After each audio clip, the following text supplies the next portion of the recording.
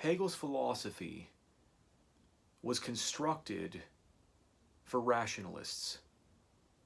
Hegel was a hyper-rationalist. I say hyper-rationalist because every point in his discourse, every formation, almost every sentence, there's a rational thoroughness attached to it. It's what makes Hegel's thought so powerful, is that he was so capable of rationality, so capable of reasoning within a logical sequence, always trying to fill in gaps, trying to be thorough so that every premise could be held up by other premises, because he was a consistent and powerful rationalist. And so his system is constructed for people who have the capacity to reason. He is carrying reasoners through the process of his logic. He is reasoning them through it. It's not a philosophy of mere description, but it's a philosophy that seeks to persuade the rationalists, even as Hegel himself was a rationalist. And because of this, I think that a great deal of people who reject Hegel, they merely reject him on descriptive grounds, and that is an inadequate and incompetent way to reject Hegel. Now, it doesn't mean that it can't be done, but there is no interaction with Hegel's own thinking at that level. It completely evades and bypasses Hegel's rational discourse, which is where all of his power resides. I think that a great deal of Hegelian skeptics not only evade Hegel's rational discourse, but they are actually incapable of making contact with it, because Hegel has a track record, a history of absorbing intellectuals. And the reason that he absorbs intellectuals is precisely because his philosophy is rationally reasoning the thinker through its process. And this has the capacity, the effect of assimilating thinkers into the system, because it makes the system the opposite of shallow. It makes it substantive, because Hegel is not just saying, here's my opinion, here are my reasons for believing these premises, here are my reasons for asserting these premises. This infuses it with authority, it infuses it with power, and for rational-minded thinkers, for those who are capable of thinking logically, this is very appealing and it's very persuasive. So Hegel's system, a rationalist system, I don't think that a great deal of people who reject Hegel's system have actually interacted with Hegel's system. They have evaded Hegel's system, and the other point I said, I don't even think that they're capable of doing it, a good many of these people. If they tried to engage it rationally, they would be absorbed by it. Now, this is not to say that Hegel's system is invincible, because it's not. It has fatal errors within it. One of the fatal errors within Hegel's system is that it tries to claim that you cannot criticize it at any individual point within the system. And so there is an idealistic appeal, a vague appeal to totality, to retroactively justify any contentious point contained within the system. This is dishonest. This is sophistry. But it's a very, very effective maneuver. Hegelians will often resort to this maneuver. It's the number one tactic that they resort to when seeking to curb criticism. Their evasion is to claim that you can't criticize the premise within the system, instances within the system, because the system only stands as a totality and you have to grasp it in its totality, and if you grasp it in its totality, then you will accept it. But this is no different from offering someone a narrative as opposed to a rationality, as opposed to reason. So it is a form of sophistry. It's illegitimate. It's dishonest. It is not the way that legitimate, rational processes take place within the world, within other systems. They don't say, well, it doesn't matter if you can refute all of the premises or instances, or this premise is problematic or that premise is problematic, because the totality, that becomes like an ideological term, a smuggling term, the totality of the system will justify the system. This is like a sleight of hand that's utilized to evade the force of criticism against Hegel's system. Is it true that this is not just an evasion? Is it true that there really is a substance to this claim, this appeal to totality, that totality really is providing a justificatory framework for Hegel's other premises, for his thought? Well, if it's true, we need to be able to state in terms of a premise what the totality is.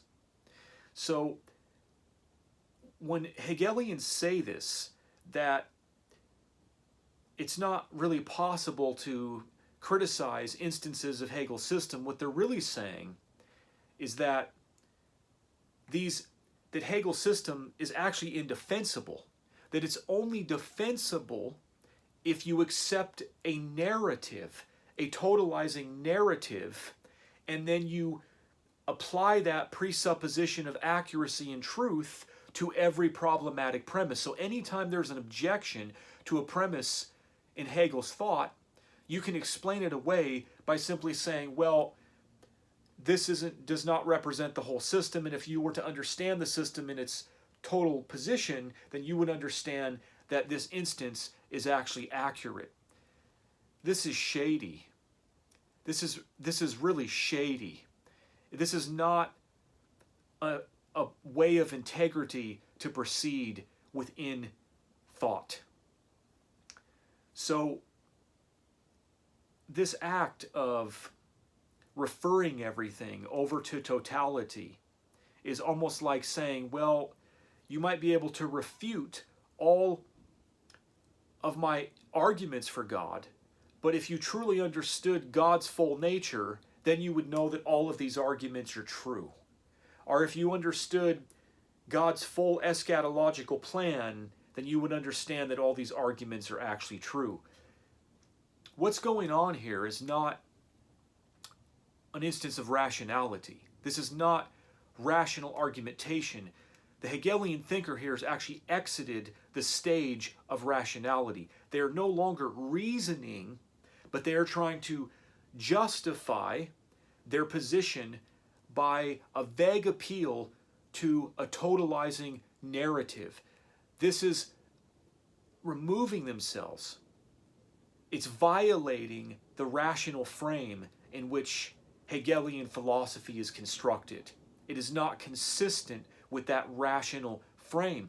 But this will not affect a Hegelian because they're locked into the system. This is literally like a cult.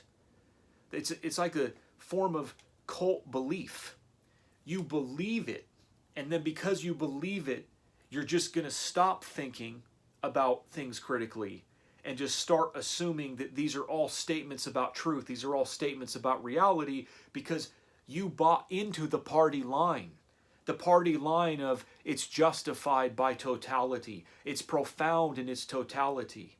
The party line is what brings you into the fold, into the cult. It's what does all the heavy lifting, where actual reason cannot justify independent instances or claims within the system. So you could see there's many fallacies going on in Hegelianism. Many fallacies, because Hegelians are engaged in sophistry.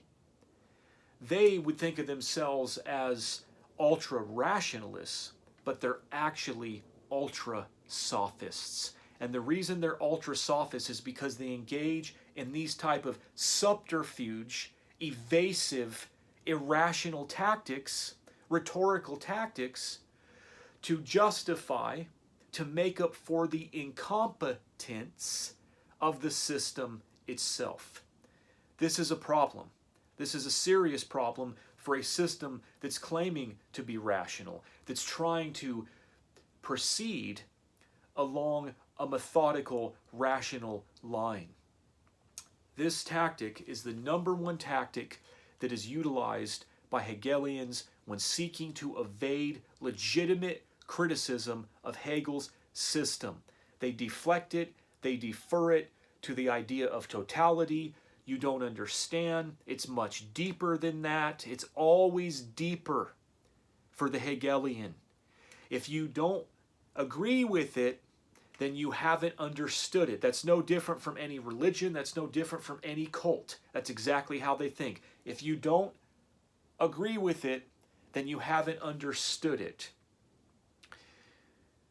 This is, once again, a rationalization attempt to justify a system that does not have the actual capacity to stand on its own grounds, to meet its burden of proof. And so that's why these Hegelian tactics of subterfuge and evasion are engaged in, because Hegel overreached. His system is an overreach. He goes too far. He assumes too much. And so understanding these and recognizing these tactics and not allowing them to, the Hegelian to get away with it, to point out this is subterfuge. You know, if the Hegelian is going to make an appeal to totality, well, we need to keep on pursuing. The rational line, skepticism, needs to keep on pursuing. What is it specifically about this deeper point, about this more totalizing, multi-sided view, is it that's going to automatically, that's going to demonstrate or justify this premise that's problematic that's before us right now? We need to know. It can't just end there with a vague reference to totality. There has to be more to it than that. But you see, Hegelians are masters of folding opposition into their system. That's the way the system is set up. That's the way it functions. It is the greatest system of sophistry ever constructed. Hegelians would classify it as a rationalist system. The greatest rationalist system ever constructed is the opposite of that. It begins with a denial of rationality without even being conscious of its own performative contradiction in the act of doing this. That is not brilliance. That is not metacognition. That is incompetence. And what do I mean? What do I mean that it begins with a performative contradiction, that it wants to claim that it's the ultimate rational system, but it's the ultimate irrational system? What do I mean besides just making the claim? Hegel says non-contradiction, or contradiction, is the rule of the true. Non-contradiction is the rule of the false. Well, in order for this to be true, the rule of non-contradiction has to be true. It's literally that simple. The system is collapsed that quickly. The system shows its performative error that quickly. But Hegelians do not catch this because they get folded into the complexity, the sophistry of the system. And the reason that we see a sophistry in the system is because it began wrong. It began without being aware of its own performative contradiction. It didn't understand that it had to assume the authority of the very opposite thing it was claiming in order to be able to make the statement it was making. This statement, contradiction is the rule of the true, is completely unintelligible unless non-contradiction is the rule of the true. That's the collapse and the shattering of the system in seconds. But the Hegelians don't see this. They still get bound up in sophistry, so it's no wonder that every point we walk through the system, we're dealing with contradictory confusion, contradictory sophistry, because that is what the system has chosen for itself, believing, fallaciously believing, that this was accurate, ignorantly not understanding that its own performative contradiction that lied at the heart of this, and so it continues to replicate it over and over again unconsciously. And once we know that about the system, we begin to see this error and this sophistry everywhere.